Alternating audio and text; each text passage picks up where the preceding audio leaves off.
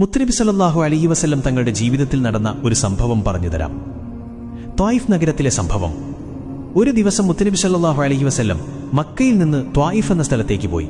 അവിടെയുള്ള ആളുകളെ ഇസ്ലാമിലേക്ക് ക്ഷണിക്കുകയും ചെയ്തു. പക്ഷേ അവർ കേട്ടില്ല. മറിച്ച് കുട്ടികളെയും തെരുവിലെ ആളുകളെയും വിളിച്ചുകൂട്ടി നബിയെ കളിയാക്കി കല്ലെറിഞ്ഞു. നബിതങ്ങൾ രക്തം വാർന്ന് വളരെ ക്ഷീണത്തോടെ ഒരു തോപ്പിലേക്ക് ചെന്നു. അവിടെ റസൂലുള്ള ദുആ ചെയ്തു, അല്ലാഹ്, എന്റെ ദൗർബല്യം ഞാൻ നിന്നോട് പറയുന്നു, നീയാണ് എനിക്ക് രക്ഷകൻ. അല്ലാഹു തന്റെ കരുണയായി ജിബ്രീൽ അലൈഹിസ്സലാമിനെ അയച്ചു. ജിബ്രീൽ പറഞ്ഞു, അങ്ങയുടെ അനുമതി തരൂ, ഞാൻ ഈ നഗരത്തെ 2 പർവ്വതങ്ങൾക്കിടയിൽ തകർത്തുകളയും. പക്ഷേ നമ്മുടെ പ്രിയ നബി സല്ലല്ലാഹു അലൈഹി വസല്ലമിന്റെ ആ ക്ഷമയും കരുണയും കൊണ്ടാണ് പിന്നീട് ത്വായിഫിലെ ജനങ്ങൾ ഇസ്ലാം സ്വീകരിച്ചത്. ഇന്ന് ബദർ യുദ്ധത്തിൽ നബി സല്ലല്ലാഹു അലൈഹി വസല്ലം തങ്ങൾ നമുക്ക് പഠിപ്പിച്ചു തന്ന ഒരു കാര്യം പറയാം. മക്കയിലെ ബഹുദൈവാരാധകരുടെ ക്രൂരതകൾ സഹിക്കവയ്യാതെ മുസ്ലിങ്ങൾ നാടുവിട്ടു. ഒടുവിൽ ബദർ താഴ്വരയിൽ വെച്ച് ആ വിശ്വാസികളുടെ ചെറിയ സംഘത്തെ 1000-ഓളം വരുന്ന ശത്രുക്കൾ വളഞ്ഞു. എണ്ണത്തിൽ മുസ്ലിങ്ങൾ വെറും 313 പേർ. ആയുധങ്ങൾ തുച്ഛം. എന്നാൽ അവരുടെ കൈവശം ഒന്നുണ്ടായിരുന്നു: അചഞ്ചലമായ വിശ്വാസം. യുദ്ധം തുടങ്ങുന്നതിന് തൊട്ടുമുമ്പ് അള്ളാഹുവിന്റെ പ്രവാചകൻ നബി മുഹമ്മദ് മുസ്തഫ സല്ലല്ലാഹു അലൈഹി വസല്ലം തന്റെ കൈകൾ ആകാശത്തേക്ക് ഉയർത്തി പ്രാർത്ഥിച്ചു, ഭയം നിറഞ്ഞ ഹൃദയത്തോടെ. അള്ളാഹുവേ, ഈ ചെറിയ കൂട്ടം ഇന്ന് പരാജയപ്പെട്ടാൽ നിന്നെ ആരാധിക്കാൻ ഈ ഭൂമിയിൽ പിന്നെ ആരുമുണ്ടാകില്ല. ആ പ്രാർത്ഥനയ്ക്ക് ഉത്തരം കിട്ടി.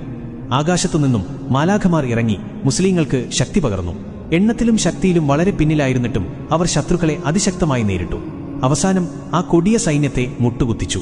ഇതൊരു കഥയല്ല, വിശ്വാസത്തിന്റെ ശക്തിയുടെ നേർസാക്ഷ്യങ്ങളുടെ ജീവിതത്തിൽ വിജയം നേടാൻ എപ്പോഴും ഭൗതികമായ ശക്തിയോ ആയുധങ്ങളോ മതിയാകില്ല. സുബഹിക്കും സൂര്യോദയത്തിലുള്ള അചഞ്ചലമായ വിശ്വാസവും വേണം. അസറിനും മഗ്‌രിബിനും ഇടയിൽ അത് ഏറ്റവും വലിയ ശക്തിയാണ്. മഗ്‌രിബിനും അത്ഭുതങ്ങൾ പ്രവർത്തിക്കാൻ പോലും അതിന് കഴിയും. 2.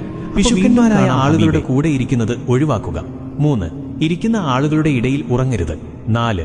ഇടത് കൈകൊണ്ട് തിന്നുകയും കുടിക്കുകയും ചെയ്യരുത്. 5.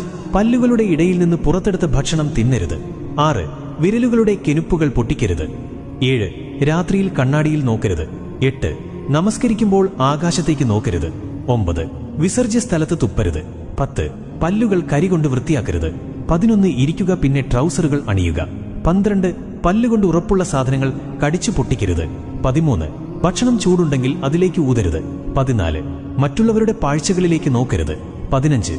ബാങ്കിന്റെയും ഇഖാമത്തിന്റെയും ഇടയിൽ സംസാരിക്കരുത്. 16. വിസർജ്യ സ്ഥലത്ത് വെച്ച് സംസാരിക്കരുത്. 17. നിന്റെ സുഹൃത്തുക്കളെപ്പറ്റി കഥകൾ പറയരുത്. 18. നിന്റെ സുഹൃത്തുക്കളെ നീ ദേഷ്യപ്പെടുത്തരുത്.